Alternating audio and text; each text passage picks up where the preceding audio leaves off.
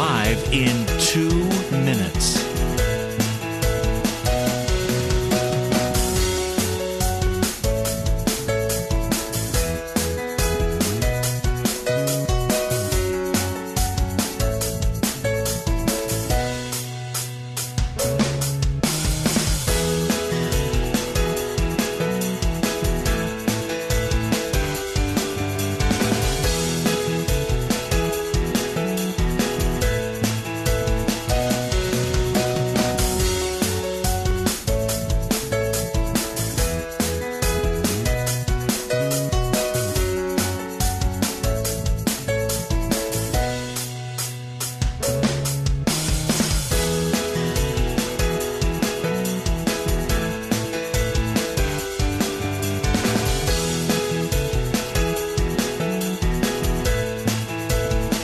Lynn Cullen live in 1 minute.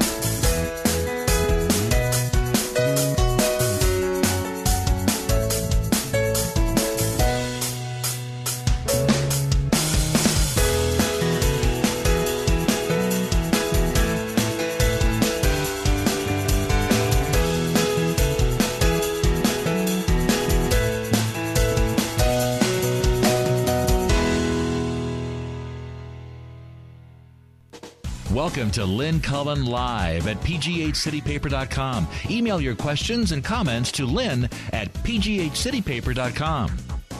Hello. Good morning at ya. How you doing? Yeah. It'd be a Wednesday. Wednesday what? The 15th. Right smack dab in the middle of the 10th month. Alrighty. I was just reading this from this week's city paper.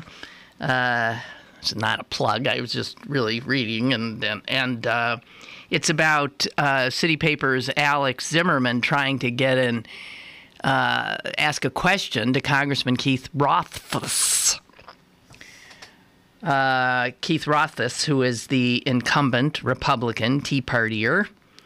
And he is running against Erin McClellan, who has been a guest on this program. And boy, would she be an improvement. Anyway, he would not talk to City Paper's reporter. Here's how Zimmerman writes about the encounter. He had just given a speech at at a country club. Where else would Republicans give speeches? At a country club, and he was leaving, and Alex keeps trying to ask him a question, and he's striding toward the exit door, and he says this is what he got out of Rothfuss. He says, "I've got a daughter at home who I have to go buy sneakers for. It's a commitment I made 3 days ago." But then, apparently, the double doors that he's trying to get through that lead to the parking lot won't open. And he's tugging on the doors. His aide is tugging on the doors. And, in fact, they're making enough of a racket that a receptionist in the vicinity gestures toward another door. And out they go. He says that then the congressman, Rothfuss, walked briskly across the parking lot, his aide insisting that if Zimmerman wanted to ask him a question, he had to file a formal interview request. Now, the funny thing is City Paper has made numerous requests for an interview with the congressman, and They've never been given one. So Alex Zimmerman goes to the event and tries to, ask him a question there. Now, he gave one-word responses in staccato style as he raced to his car. He ended up with a flourish. Every race is a tough race. My voting record will speak for itself. And he got in the car and ostensibly went sneaker shopping with his daughter, who made a 3-day commitment to. And then Alex goes on to talk about his voting record. I won't go into that right now, but we will go into it later.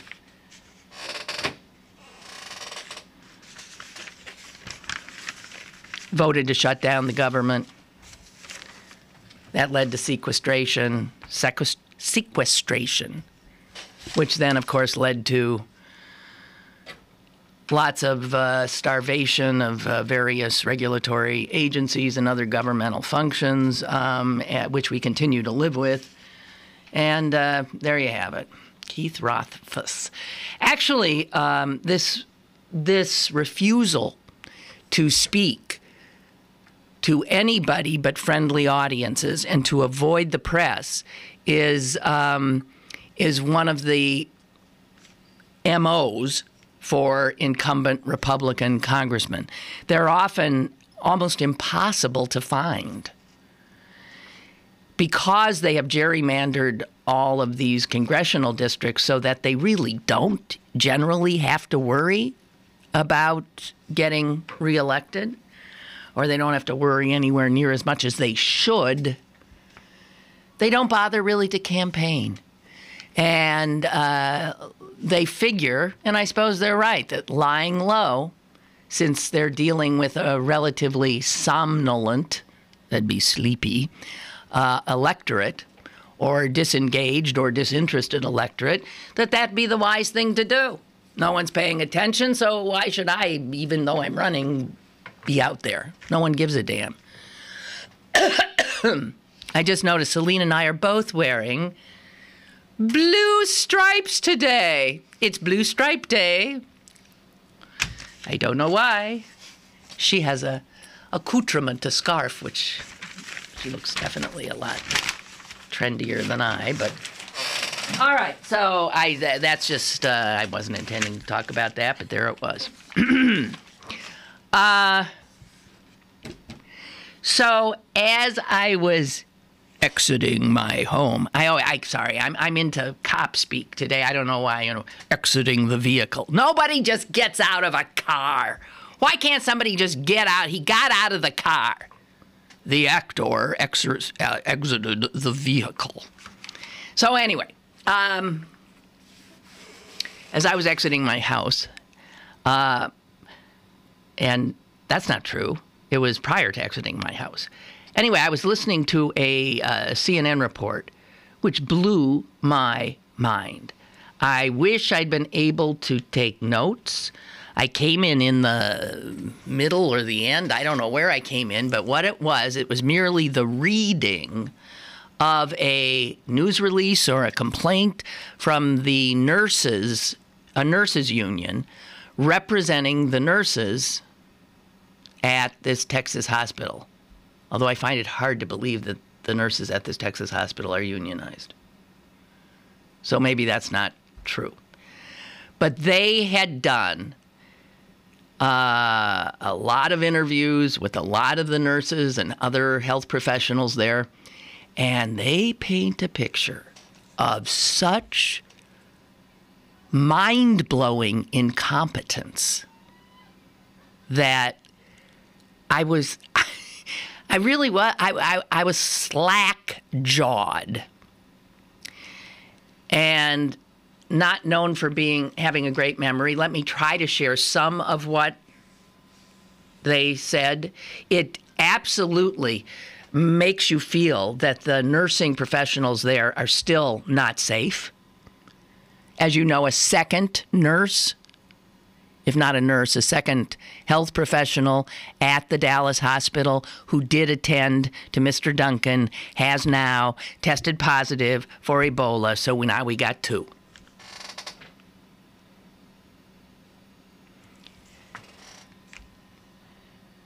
And what they're saying is that after they sent Duncan home the first time he came in, where he presented with 103-degree fever and said he'd come from Liberia, and they sent him home with antibiotics. Okay. 2 days later, he's back by ambulance. And then they take it seriously. They admit him, but they keep him in a room, apparently, an intake room with other patients. They did not immediately isolate him.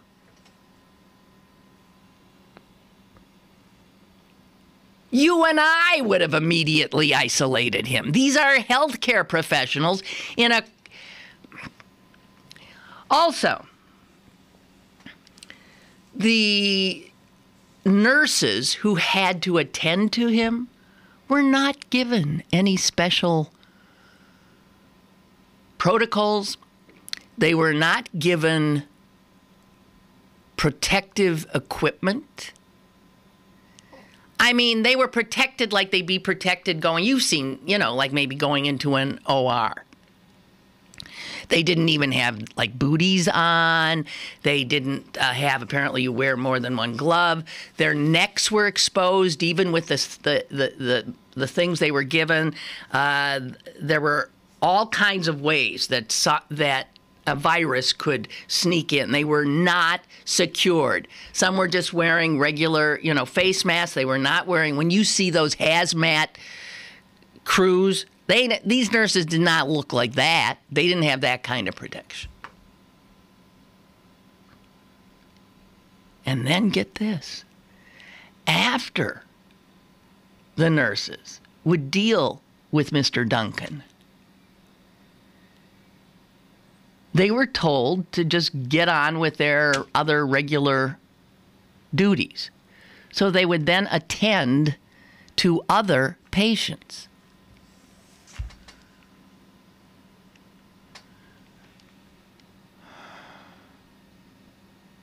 The risk of spreading it, and believe me, this thing was going on and on and on and on. There were no mandatory seminars for the workers at that hospital who would be dealing with, so they would understand exactly what they should do, what they must do. Nothing was made clear to them. There would be a protocol put in place, and then it would change the next day. And the woman who was reading this report said at one point, a nurse said, "I'm so confused. You keep changing this. What protocol am I supposed to follow?" And was told to just do whatever it is she wanted to do. You figure it out. This is days after they know they have an Ebola patient and he's very ill. This hospital sounds like, my God, if you have somebody that you want, your worst enemy, this is where you want to send them. Good God in heaven. It's really unbelievable. I read a touching thing about this Ebola stuff, this from the African side, of a young woman in her 20s and her fiancé, who both survived Ebola. Her parents did not. Her siblings did not. She lost pretty much everybody in her family. Somehow she survived it, and her fiancé. And when they were told, "You're okay, go home," not that there was anybody there anymore, she and he decided that since they had survived it and were now immune to it, that's how that works with viruses.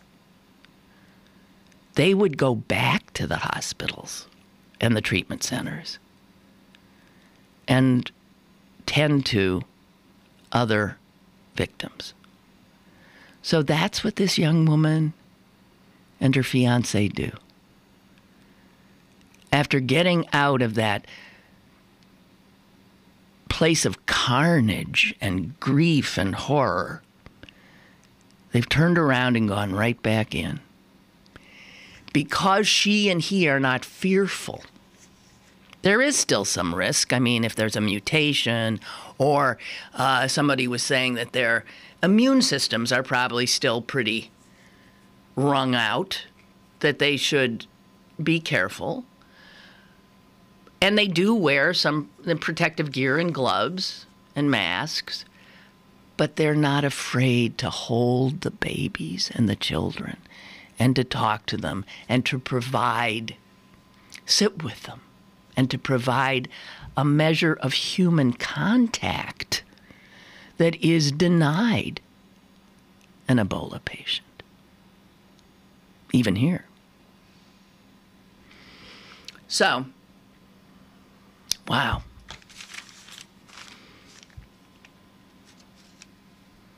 There are good folks in this world.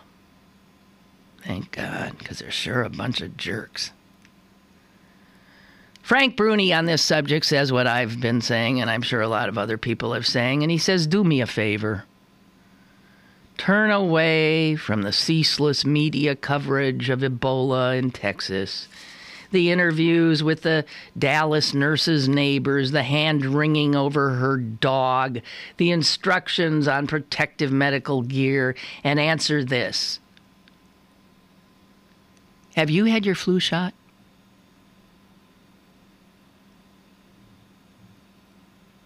If not, why not? He said, because, last year during the flu season, do you know how many people died from the flu in the United States of America? Well, about 3,000. In a bad year, the flu has killed up to 50,000.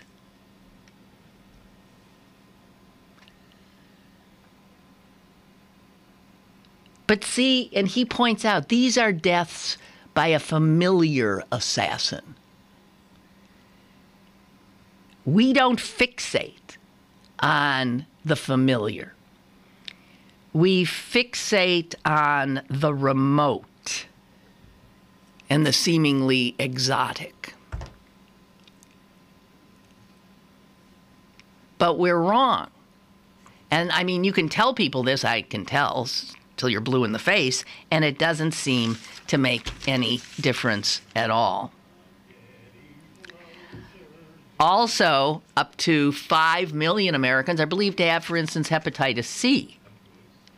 That's a virus. And deaths from that can, go into the tens of thousands annually. But the CDC says 3/4 of the people who have this virus don't even know it, even though there are methods to treat it. A professor of epidemiology says this: we have a lot of vaccine-preventable diseases, and we see more and more people oblivious to it and refusing, as we were talking about yesterday, to immunize their children. And consequently, we are seeing outbreaks of diseases we haven't seen in generations. Pertussis, whooping cough, measles.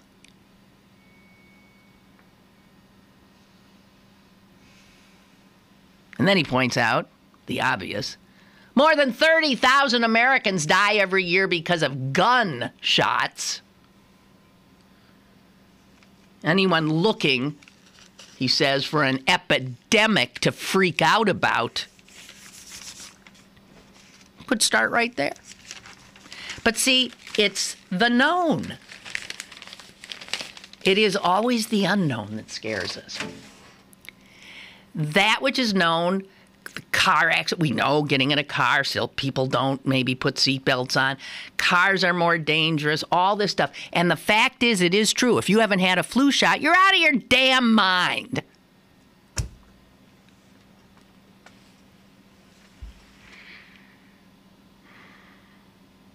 You understand, if you get the flu, will probably help spread it to other people. I got it. Maybe for Halloween you could go as Typhoid Mary. This is a walking infection. By the way, speaking of my Halloween outfit, where I wanted to go as the news, because the news is so scary, and I was just going to put a bunch of headlines on me, I thought, well, the best headlines, the things that will cover this large body, are like from the tabloids, like the New York Post and stuff like that.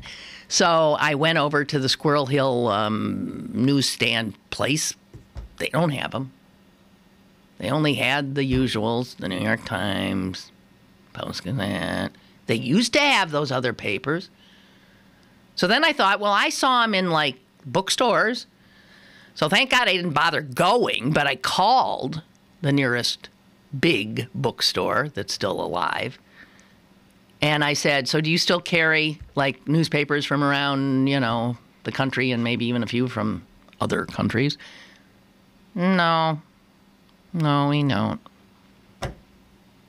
So then I emailed a friend who works at the Smithfield News that always had, that's where Doug Hirth went every day and scarfed up the New York Post, the New York Daily News, all these papers. He'd be knee-deep in papers. They don't carry them anymore. That is, if they don't carry them, nobody carries them. Wow. The demise of the newspaper. But also, well, I guess because you can get it online. But I can't put it on me online. I want the old... So I might have to go back to going as an Ebola virus or a Typhoid Mary or something else. Damn it. Okay. Speaking of car accidents killing so many people too, because I sort of alluded to that. As we know, we've been told that before long, we're all going to be not driving anymore. We're going to be being driven by our own cars. Self-driving cars, they're closer than you think. There are, in fact, some on the road in a sort of, they're still doing the research on them, but they're looking good. And this will be something, I bet, that'll end up being mandated, I bet. Do you know what percent of the car crashes that occur are caused by people? It's overwhelming. Bad judgment, stupidity, incompetence. Over 90%. So imagine if you had a way that you knew you could take that human error out of driving in cars, and you could save 90% of the people who've been getting injured and hurt. You wouldn't do that? Oh, yeah, you would. Yeah, you would. They're closer than you think. If we just get us, people, out of the equation. Because cars which drive themselves don't run red lights. They don't drink and drive. They don't text and drive. They don't get distracted screaming at the kids in the back seat. They don't do any of that. They are totally programmed to be the best, safest drivers in the universe.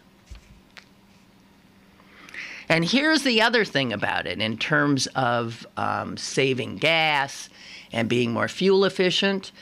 They would be programmed to drive at the sort of exact rate, a certain rate of speed. All cars on the highway would be doing the same, would be keeping the same distance between them.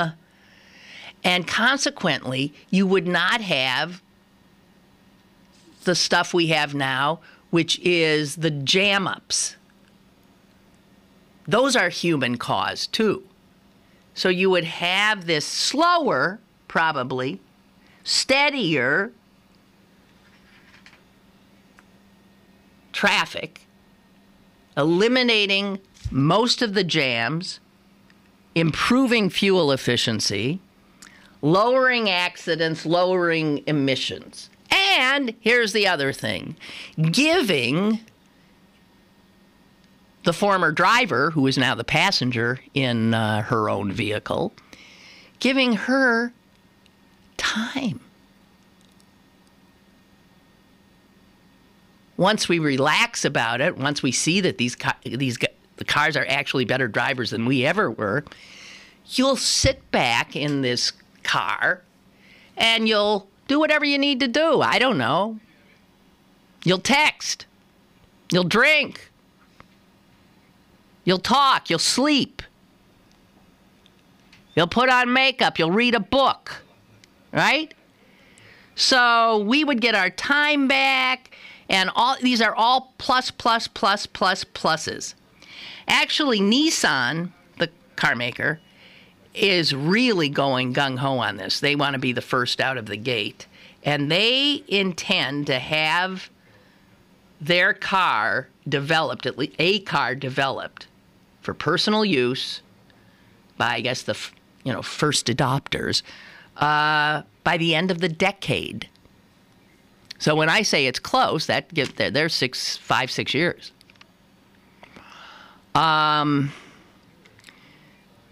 It's interesting, though. The Week magazine did a story on this, and they took up. Okay, so those are the positives. Here's some of the negatives. There are legal hurdles, and this always happens because our legal system, legalities, ethics, morality issues, all these kinds of things cannot keep up with technology. Our institutions just can't keep up, and here's a case in point. So, you got to figure, even with these cars driving themselves, there may, in fact, be a malfunction now and then, and there could be an accident. There won't be zero accidents, so there might be an accident. Okay, here's where the lawyers come in. Who would be blamed? The automaker? The designer of the software that's making the car drive? The fact is, our laws are not at all set up to deal with this kind of thing.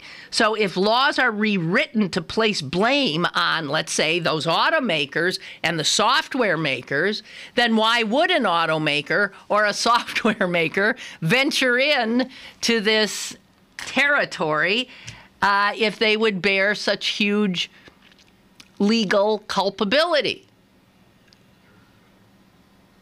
It wouldn't give them a lot of incentive, now would it? So all that murky area needs to be dealt with. And then they came up with a moral issue, an ethical issue. A human driving a car can make a lot of bad judgments, causing accidents. But a human driving a car can also make humane decisions. For instance, the brakes fail or something, and you're steering. You can steer yourself into a school bus, which would be right ahead of you, or you can steer yourself into some other place where you would not be harming others. The fact is, how do the software engineers program a car to make this type of snap ethical decision? because there will be times when driverless cars will be faced with a moral conundrum. And I don't think we're at the point where software can make moral decisions, or are we? Okay. So all of that is there, and it's coming, and I had always complained. I said, I don't like to drive, but I like to drive the way I want to drive. I'm a probably type A driver is what I am. I don't like just, I never like a car in front of me. They bother me. So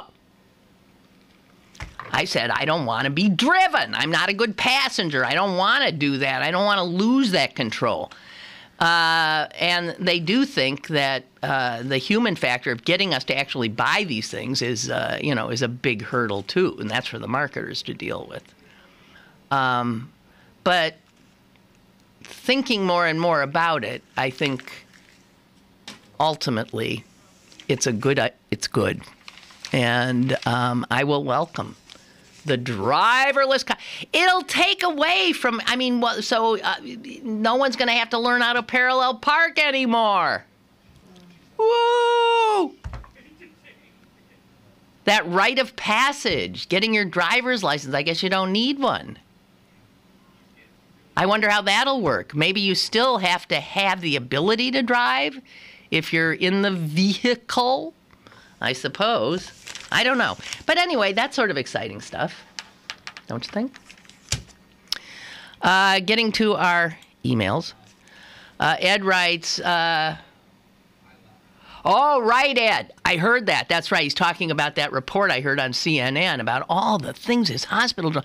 Okay, so this idiot hospital in Dallas takes blood and urine from Mr. Duncan after they know he's got Ebola. I mean, they the second time back, they still don't have him in isolation. He's still in some, intake room with other people who've come into the ER. And they take this stuff from him. And then apparently what they do is rather than very carefully seal his stuff up and maybe hand deliver it with some guy wearing 20,000 pairs of gloves to somebody else wearing, they just stuck it in this like vacuum tube system, I guess, that the hospital puts all their. It just went right in with every other urine specimen, blood specimen, everyone. They just stuck it in the little tubes, went right in with all the other little tubes and shot through the system. No sign on it telling the poor soul who's taking it out on the other end to do the. Just unbelievable.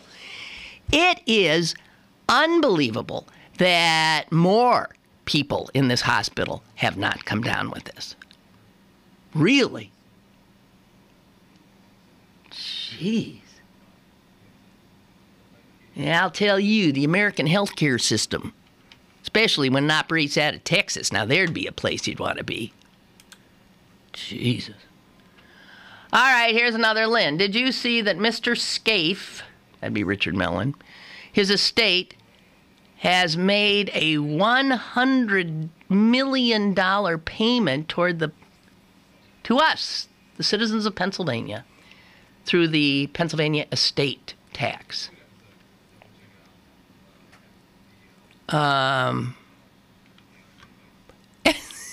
Gee, you're full of questions. Also, the link to your upcoming performance on the Planned Parenthood website doesn't work. That's not true.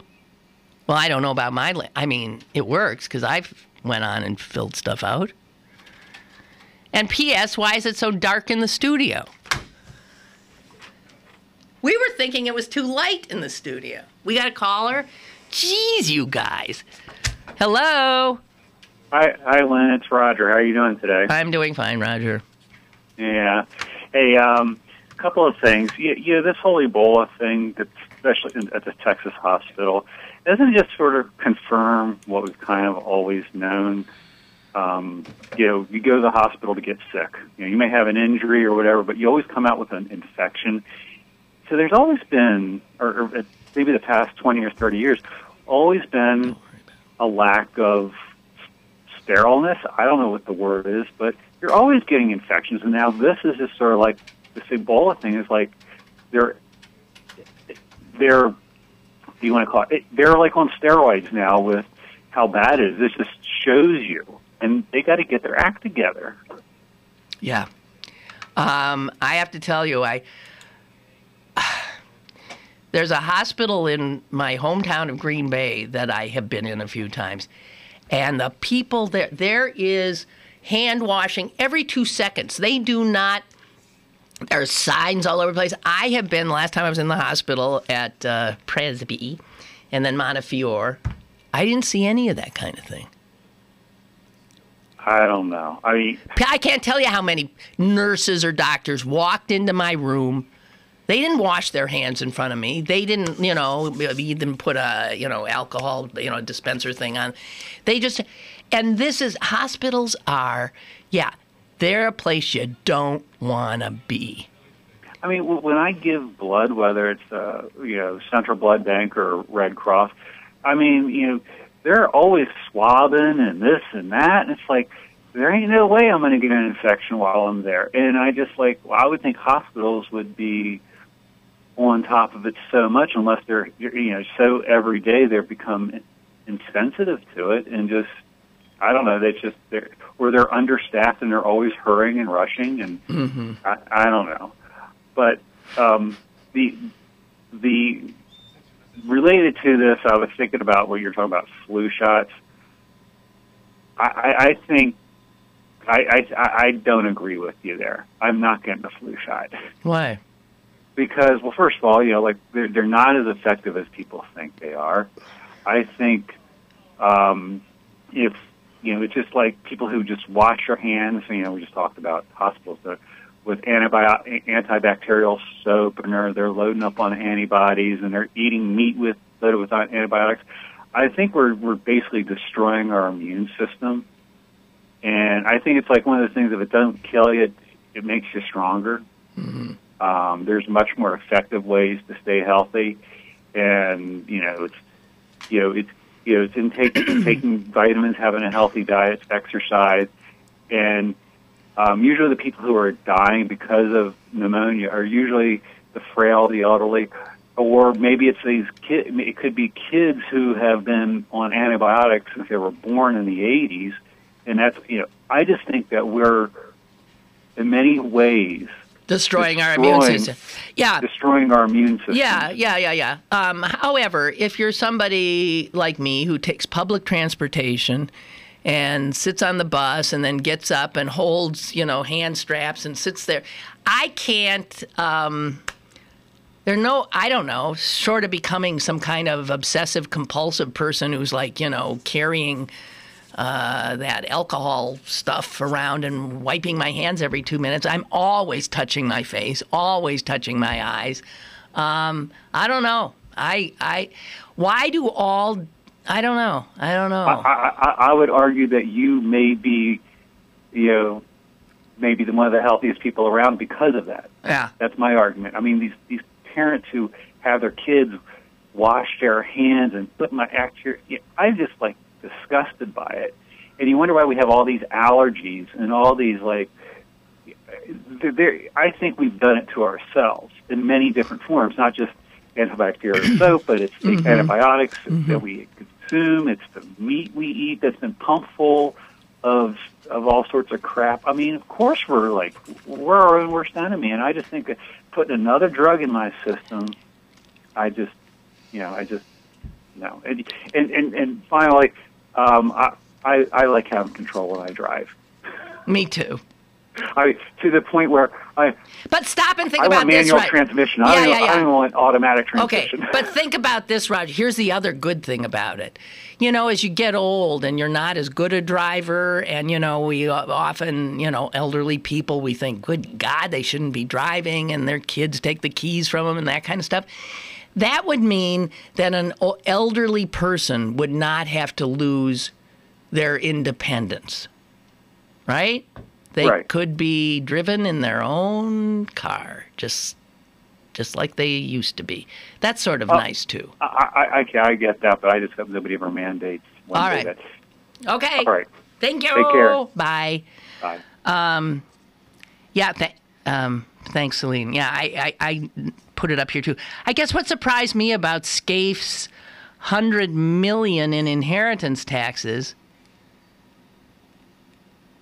is that usually the super rich, that would be Scaife, employ people whose sole reason for existing is to absolutely reduce their inheritance tax to next to nothing. And you do that by sticking everything you own into various trusts and trusts, I guess, that are not taxable.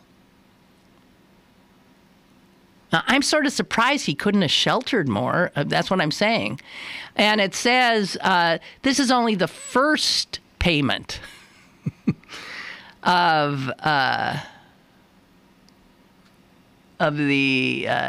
his inheritance tax. This is the first of several estimated payments by the executors until the final amount is determined. So there'll be more than $100 million. The state receives most of it.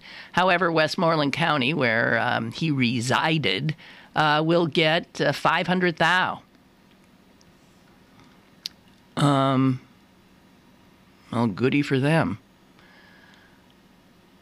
So the state's going bonkers. They've never seen a check this big. They've had $1 million check in the past, but they never had $100 million.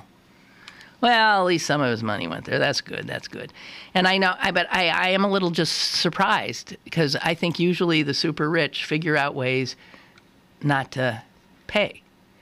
You know, paying taxes is for the little people. It ain't for the people with all the money who can hire people and pay them lots of money to figure out how to save their money from giving it to the government. It's just the little people who fund the government.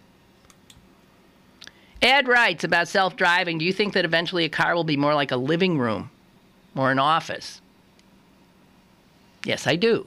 And I think you already have cars like offices. The problem is the people in them are driving, too. They're doing business and driving. Yeah. Okay. He says, well, then the caller, hi. Hello. Hey, Lynn. George from Moon. Hi. Hi. Two things about Texas public health in the news that I thought you'd make the connection, but I'll make the connection. Oh, okay. Okay, mishandling Ebola in a major Texas hospital in Dallas. After smug initial remarks by their directors that Texas was not West Africa, that's it's surprising enough.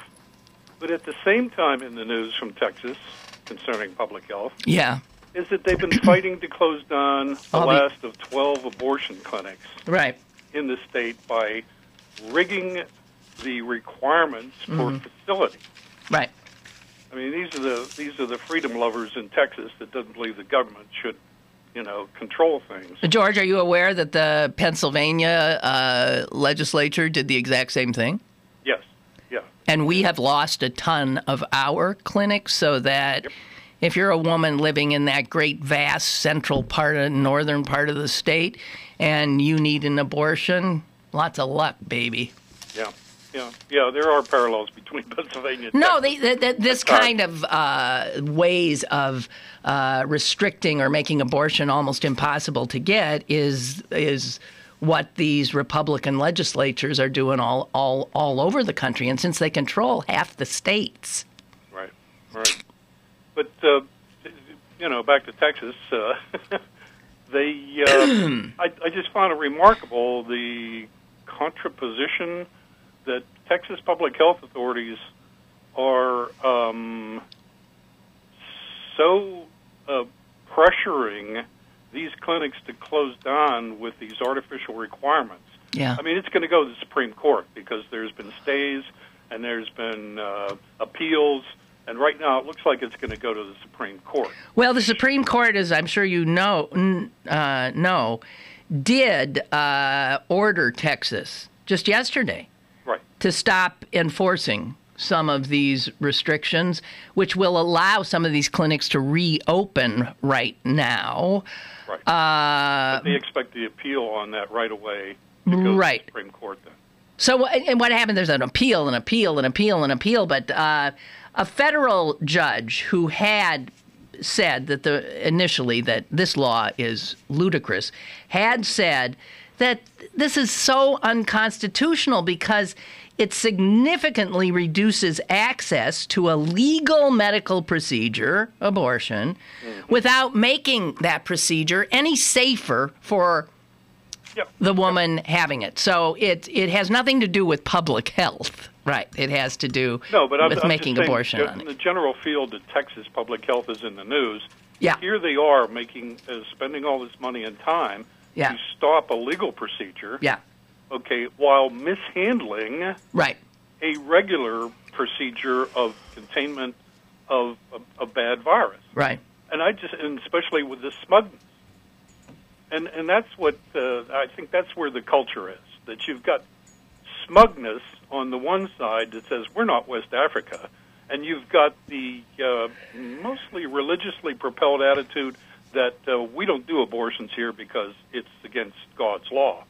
And that kind of disgusting culture, is what I'm remarking on. Oh, right, okay. It says a lot about Texas and about, what's going on.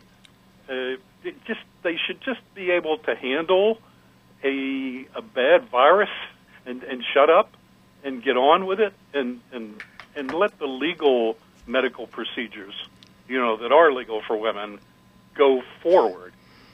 So I just John Stewart, I think, put it rightly. He says I agree with the Texas governor that they should build a high fence now. Only I would make it much further north and east. Yeah, right. The Rio Grande. Yeah, right. Right. Yeah. As a matter of fact, yeah. Goodbye. Go away. Hey, thank you. Appreciate it.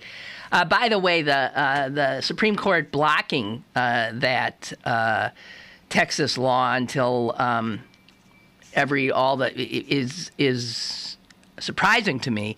It was a 6-3 vote, so 6 of the justices of the court are allowing those abortion clinics to reopen, maybe just for a little while, but they did.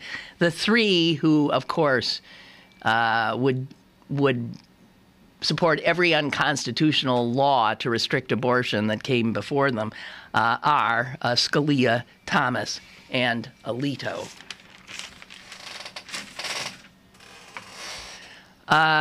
Also, I want to say that Ed said if your car's going to be more like an office, and they're all driving with about 10 yards between them, and they're all on the highway. He said you could just link them all together, all these little offices on the highway, and he said, and then what we'd have is a train.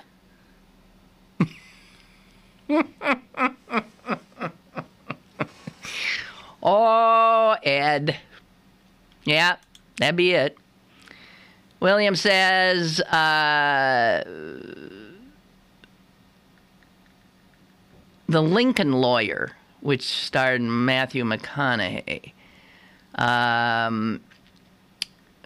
showed him being chauffeured everywhere while he sat in the back seat of his car doing his work. So, but that's just what we're going to... A lot of people already do that. Here is on Ebola.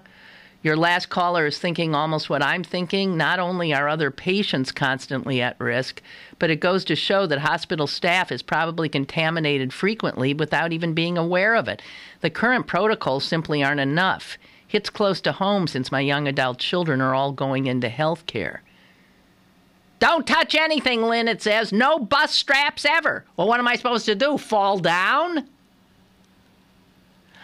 As much as I can, I hook my arm around something and hang on to it. But, sometimes you're trying to get somewhere, you're walking, and the bus is moving, and you got to grab something. I grab things.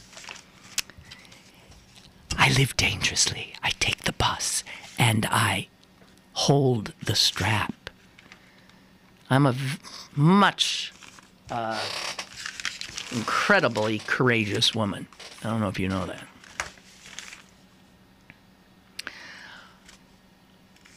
All right, so big story in today's New York Times.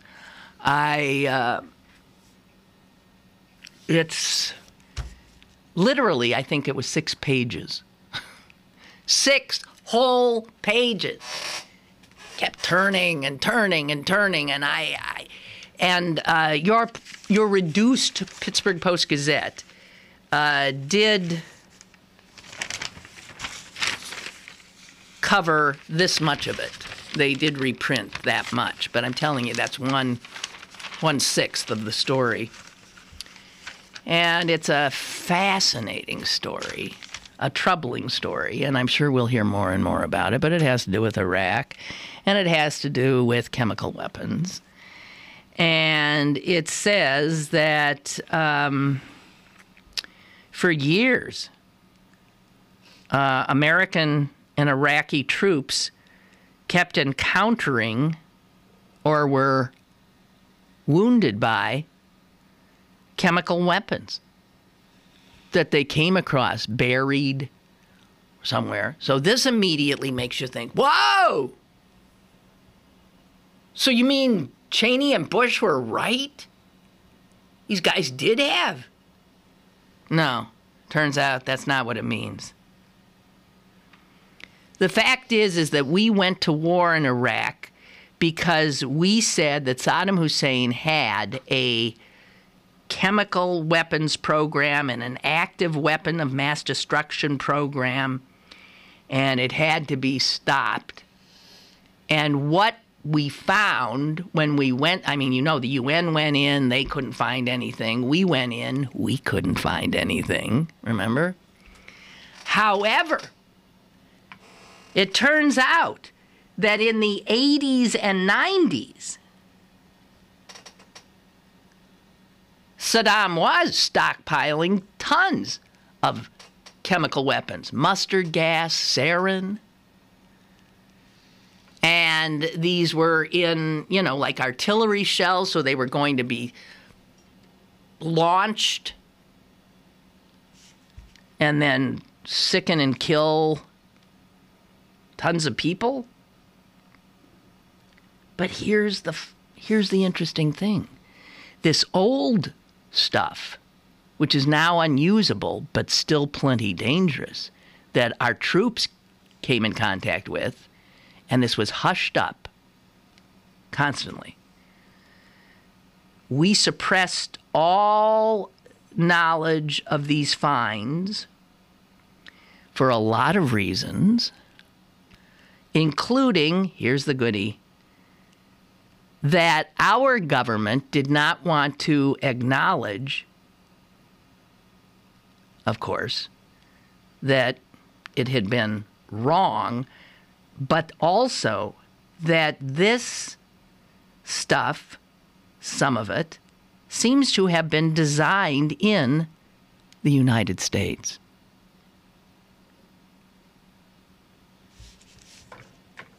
We were going in because we said he had weapons of mass destruction. Well, yeah, he did have some, and mostly thanks to us and other European countries who appear to have helped Saddam Hussein with his production of these weapons. This is all prior to 1991. This is so not 2001. This is prior to...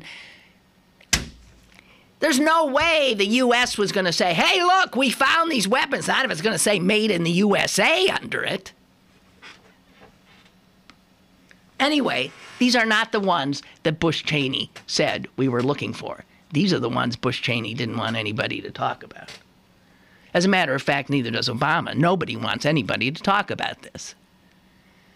We were arming and helping Saddam Hussein because he was making war on Iran.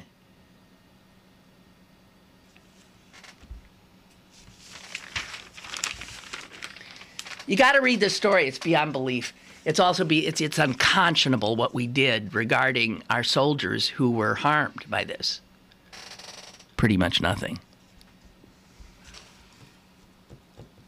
Pretty much nothing.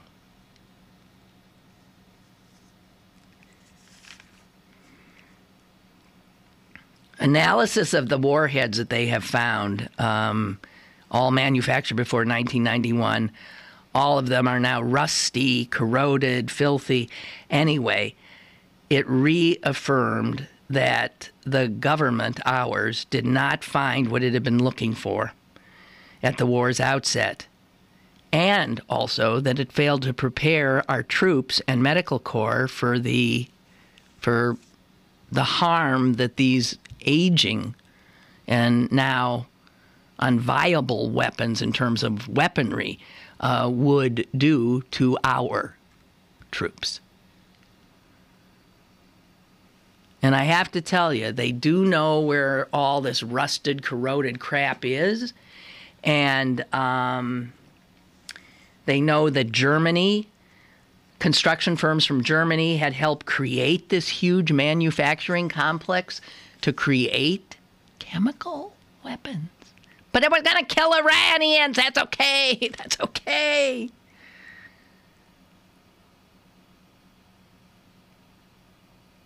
Nerve gas, sarin gas. So this complex, this stuff is still buried there. It's all over the place.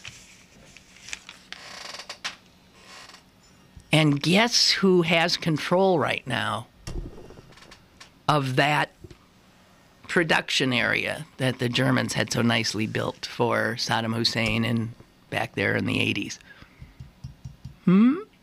Guess who you think is controlling that compound now? That would be the Islamic State. That would be ISIS. ISIS now, and its guys, are right there, where there's all this poison made by the always helpful capitalists from Europe and the United States.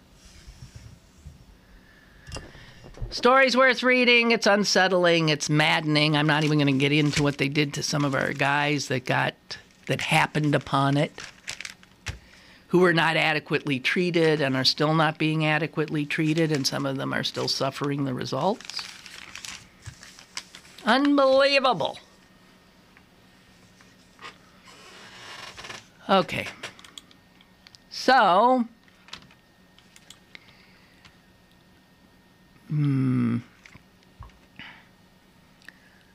I mentioned yesterday our new acting police chief and said, man, his head must be spinning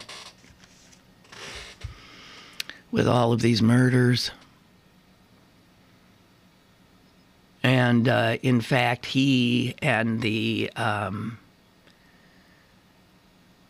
some of the big guns, the Huss, what's Huss now? He is with the Department of Public Safety, but he's not the head of it anymore.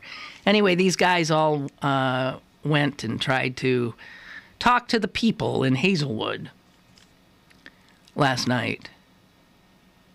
And apparently it didn't go well. And our new police chief, Cameron McClay, said this: Pittsburgh has a model witness protection program. And a bunch of women in the back of the room just started screaming, "What? They do not! They do not! It's terrible!" Somebody starts, and the chief then he ignored it, kept going. He said there has never been anyone who has availed themselves of the witness protection program that has been harmed. And a woman started screaming, "You are delusional. You're delusional." And I think he is. I don't know that he's delusional. He's misinformed. He's new. But my recollection is of reading things about our so-called witness protection program that you would have to be out of your mind to enter it and feel you were safe.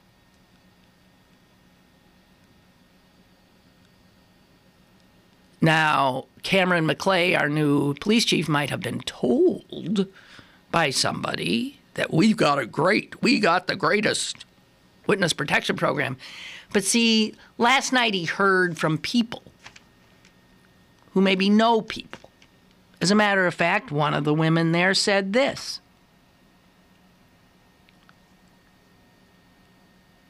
The Reverend Rena Fuller, pastor of Morning Star Baptist Church in West Mifflin and a leader of the Hazelwood Safety Committee, said she had known a young woman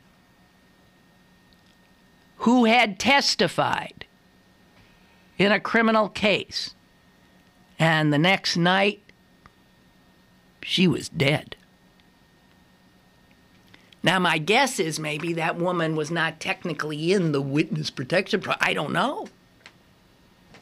But right there, Cameron McClay can't be saying that there has never been anyone who has been protected that has been harmed unless she, for some reason, wasn't protected.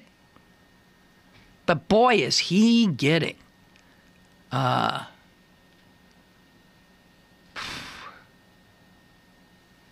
he's really getting an early trial by fire. They're saying that it took the paramedics incredibly long to get to the scene of this shooting of the